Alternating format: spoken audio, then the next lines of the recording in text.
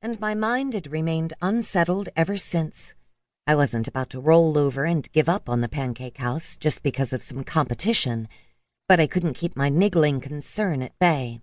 If the Waffle Kingdom's fare was as good as the flyer proclaimed, the best waffles ever, it wasn't unrealistic to think that the flip side would lose some of its business to the new establishment.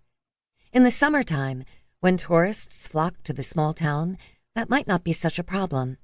There would probably be enough business for both restaurants during those weeks, but during the rest of the year, that could be a definite issue. I'd been hoping to give each of my 3 full-time employees a raise in the near future. Now I was keeping that plan to myself, unsure if I'd be able to follow through.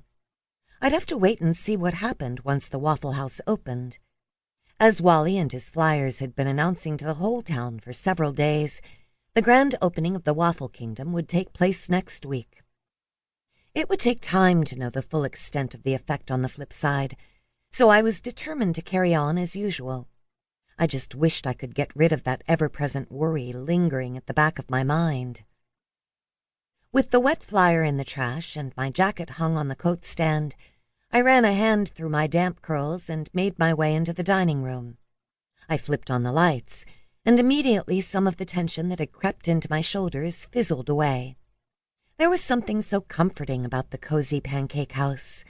Like the beach and the charming town, the flip side had easily worked its way into my heart, becoming a second home away from my blue and white beachfront Victorian. Smiling, I glanced out the large front windows, seeing nothing but inky darkness and rivulets of water running down the panes. Well, almost nothing else. I walked quickly across the room to the front door, bone-chilling damp air hitting me as soon as I pushed it open. Staying beneath the awning so I wouldn't get soaked, I approached the 2 white triangles taped to one of the windows, spaced a couple of feet apart. When I got close enough to recognize them as 2 more Waffle Kingdom flyers, I let out a growl of annoyance. Ripping the flyers off the glass, I stormed back into the Pancake House. Of all the nerve! 21-year-old Tommy Park poked his head out the pass-through window to the kitchen. "What's up?" he asked. I waved at the crumpled flyers. Wally the Waffle King strikes again. The kitchen door swung open and Ivan appeared. Tommy ducked away from the window and came through the door a second later. "These were taped to the front window," I said, waving the flyers again. Ivan grabbed one and glowered at the piece of paper. While an intimidating scowl was the chef's typical expression, this one was far darker than usual. "He's rubbing your nose in it," he declared, crumpling the flyer as his large hand closed into a fist. Tommy took the other flyer from me. "Totally not cool."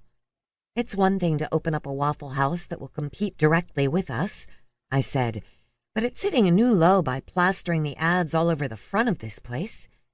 "He's trying to get under your skin." Ivan tossed the crumpled flyer toward the wastepaper basket, making a perfect shot. "But why? Does he really think annoying us will get us to close up shop so all our business goes his way?" "Not going to happen," Tommy said. "Definitely not," I agreed. "But why else try to aggravate us?" "Probably for fun," Ivan said. "Some people enjoy riling others up." That's true. I'd learned that firsthand several months back when a bitter and vengeful woman had tried to make my life miserable. "I hear Wally Fowler's a slime ball," Tommy said. "I'm not sure anyone in town actually likes him." Ivan nodded his agreement. "Wildwood Cove would be better off without him." If enough people believed that, maybe I had nothing to worry about. The townsfolk weren't likely to give the self-proclaimed Waffle King their business if they despised him. I guess it's best to ignore him and focus on keeping our customers happy like we always do, I decided. "Sounds like a plan." With a flick of his wrist, Tommy sent the second flyer arcing into the trash can. He returned to the kitchen and Ivan followed after him, his scowl as dark as ever. Was he more worried about the new Waffle House than he was letting on? With his bulging muscles, numerous tattoos, and dark, intense eyes, Ivan wasn't one to be easily fazed. But something in his face led me to believe he was taking the potential problem posed by Wally and his Waffle House